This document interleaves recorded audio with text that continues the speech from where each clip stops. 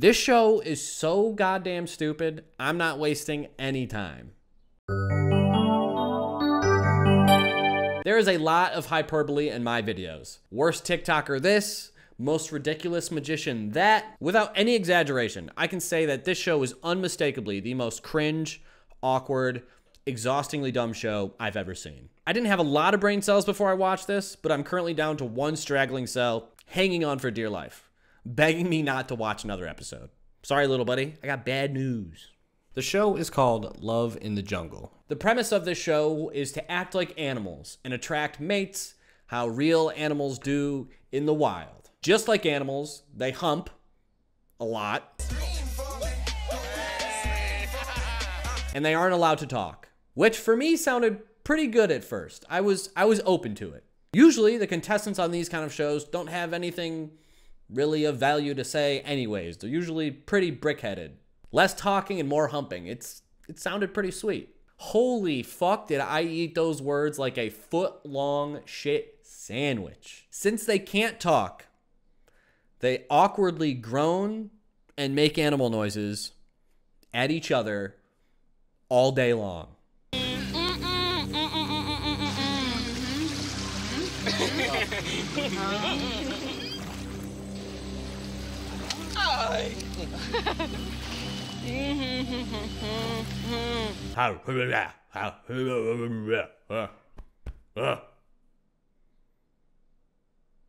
These intricate mating rituals may seem unusual to us, but in the animal kingdom, they are proven methods used to find and make, well, love.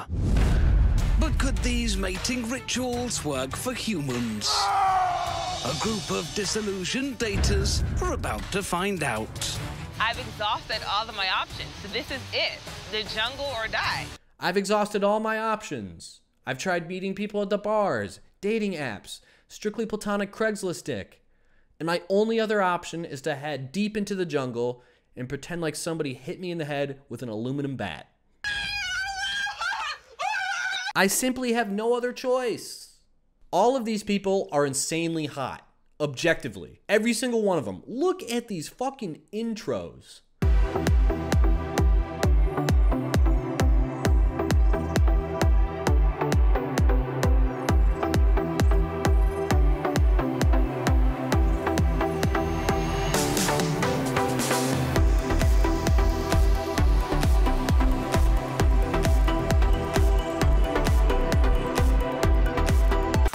Bloomer, you know, at age 19, I still hadn't gotten laid. Last resort, my ass. Did you see that shit? Every one of those intros has me sweating bullets. Except one guy, though. He kind of looked like a serial killer.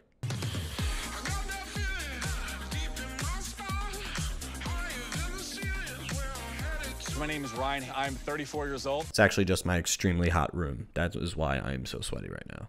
The only thing the show really has going for it, in my opinion, is they hired a discount David Attenborough to narrate the show like it's a wildlife documentary. The tiger emerges from the brush.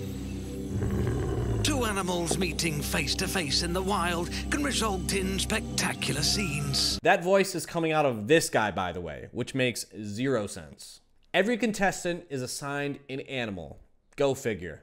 This girl got a tiger, which is rad. This guy got some mandrill monkey thing with a funny butt. There's a wolf. There's a lion, I'm pretty sure. The literal king of the jungle. And then some people just got the shit end of the stick and got some bullshit animal. The longest I've ever gone without talking is maybe 10 minutes, 20 max. My man got a fucking bee. Loser. I don't know if you guys are aware, but there's like millions of animals. A bee? Really? That annoying bug that everybody hates? What an immediate disadvantage. Who wants to hook up with a bee? Getting assigned a bee on this show is the equivalent of those people who are cursed with 2 first names and just have to live their whole life like that. Jamie Oliver, Trevor Noah, Chris James, bunch of losers. Get a real name. Like a kitchen utensil. If I got to choose my spirit animal, it would be that fish in the Amazon River that swims and bites off penises. Because I like to swim, I don't particularly enjoy eating a lot of penises.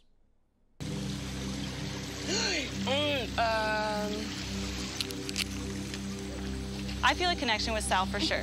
I had given him a leaf to fan off with, and he's like, you know, like, it's a gift from you, I want to keep it. And I was like, oh, I kind of like that. That is the lowest possible bar you can set for finding a man.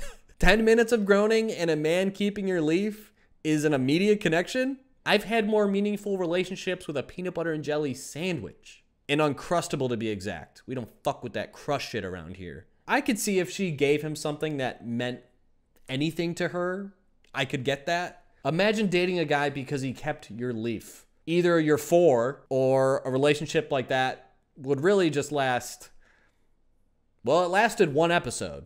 I started off feeling like really strongly about Sal. Like, he was definitely my number one. But after, you know, spending a few days with him, he's very into me. All right, here's where it gets exceptionally stupid. Like any terrible dating show, there's always challenges. And because of the theme of the show, every challenge has to relate to some wildlife mating ritual. Found in Northeast Asia, the male mustache toad grows spiked upper lips to use for bearded battles during mating season, resulting in injury or even death for the loser, and a choice of mates for the winner. If there's any proof God doesn't exist, it's a stupid frog that fights with his mustache. What a dumb creature. The challenges are pretty bizarre, to say the least. The guys do some gladiator wars to win dates, which is somewhat normal, I guess, but then the girls basically tar and feather themselves and dance around to no music. Then there was one with the guys where they scream at each other and then moan in the girls' ears to attract them.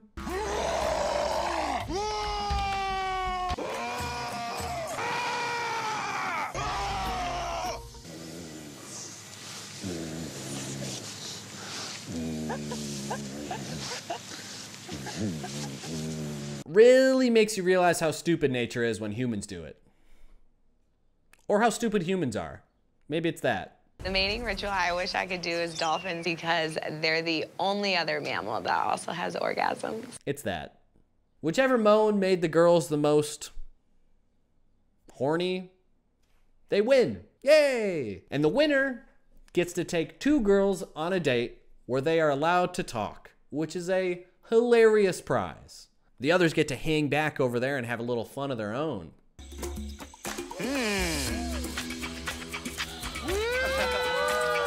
Whoa, yeah. You'd think the other 3 are missing out on all the fun, but don't worry. They're having plenty of fun on their own. What do you do for 9 to 5? I've been in tech sales. Oh, tech, nice. Yeah, I actually got my degree in nutrition dietetics. Kayla, what'd you do? I got my degree in political science. That's fire. Political science? That's fire, Dad. As soon as these bozos get to talk, you soon realize that these people have no idea what they're doing here. It's comical how confused they actually are. I have no idea what's about to happen. What the is going on? What the is going on? We have no idea what's going on. What is going on? What the is about to happen? Nobody has any idea what's going on. And you really realize that when all these people say they're here to find love. Come on. They're making animal noises all hours of the day. Then at night, they're drinking their faces off, twerking, making out, body painting, swapping partners. It's fucking hedonism. And as soon as they get to talk, all of a sudden they're looking for love? What? Like, I want to have a big family eventually, so what's your stance on having kids? You were just dry humping that chick. Now we're talking about kids? You know what I mean? All these girls are strong, aggressive women. He said that girl was wifey material after saying 5 words to her. She is like showing me vibes that are like girlfriend, wifey, long-term material. This is the first episode. I've had deeper conversations with my lizard who lays in a hammock and eats bugs all day. Do you know where you are? You're on a show that's based purely on physical attraction. It's as shallow as it gets. The challenges are called mating rituals. I don't know if I'd call it love in the jungle at this point. It's more like getting drunk and passing around syphilis in the jungle. But still, somehow, every contestant mentions having a real connection under these circumstances. I felt like our connection, it existed. Me and Stefan have a connection. Honestly, right now, in terms of the body language and chemistry with me and Stephanie, we're like having more of a connection. A real solid connection. Every contestant contradicts themselves so often. It's hilarious. Especially this beefcake. Dear God. Watch how much this dude flip-flops in one episode of this show. Dude, I don't even know what to say about me and Stephanie right now.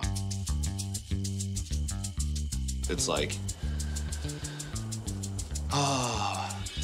I mean, I think you still make me a little bit nervous, though. I mean, like this morning I woke up and I was thinking about her. There's been times where I've, you know, been on this date and I'm thinking about her. I think my heart and my gut is just telling me just take a step back and look at this situation and take some time to think about it. After I accept Paige's offer, definitely getting some pretty bad glares from Stephanie. So Stephanie gets banished and she has her stupid farewell speech, calling me a boy. She's so like clingy all the time. Like every time I'm walking by myself, if anyone went near you, she's coming running up. Yeah. That man's just trying to fuck. Either he has the emotional range of an 8th grader, or he's just trying to swing his ham. And ham he swung. All right, I'm done talking. Let's watch them grunt more like idiots.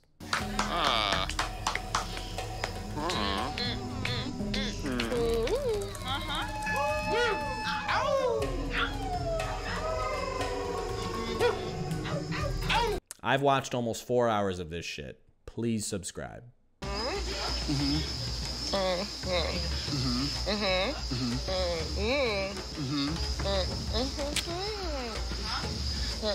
She told me she's interested and basically wanted to know if I would accept her token or not. He got all that from her grunting? Hey man, how have you been? Really? What's wrong? It's okay. You can tell me anything. I know what you mean, but sometimes you just have to open up to people, even if it's embarrassing or hard to talk about. I'm not that kind of person. You know that. I won't judge you any differently. It's okay. Oh, really? You've got food stuck in your mouth? Wow, you are an idiot and I will never look at you the same again. You fucking asshole. After a long, long day of laying around a watering hole and not talking to one another, they have to eliminate someone based on... Quack.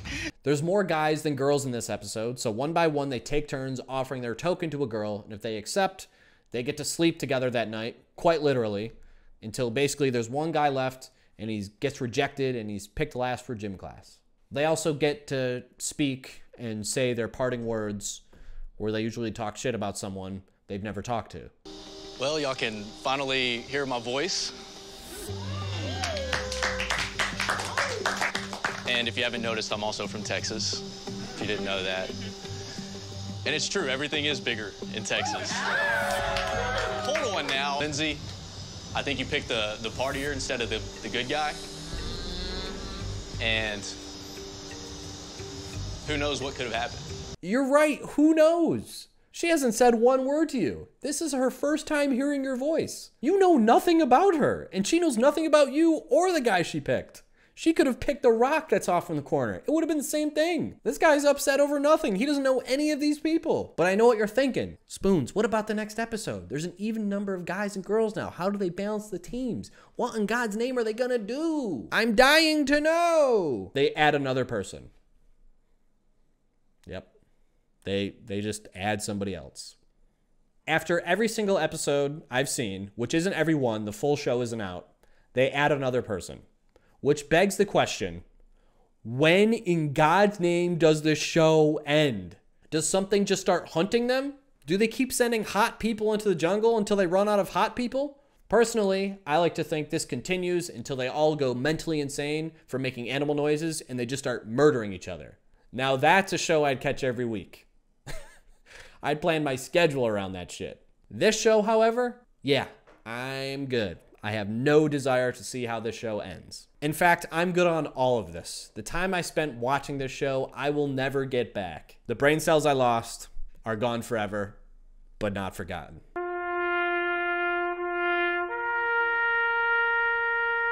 Rest in peace, little buddy. My biggest problem with the show is I don't even know why anybody would want to be on this show. It seems so boring and awkward. You're just sitting around the same watering hole every day, not talking to each other. It doesn't even seem remotely fun. Instead, you have to listen to everybody try and play a ukulele. It's almost worse than the animal noises. Almost. unironically, them talking might actually be worse. What the f are they saying? Right. They're just like quack, quack, buzz. It's a funny idea for a show, I guess. People fucking in a jungle, narrated by some young guy who sounds like an old man. I'd say it could be worse. It can't. It really can't. Now, excuse me while I go cleanse my palate and binge live leak videos for the rest of the night. Thanks so much for tuning in and watching another one of my videos. I appreciate it. If you like what you saw, go down below, hit like, comment, subscribe. I'm live on Twitch at twitch.tv/longlivespoons. As you can see, I keep a pretty regular schedule. So if you're into that kind of thing, head on over and you can watch me stream. I stream 8 days a week. All right, thank you guys for watching. I will see you all in the next video. Peace.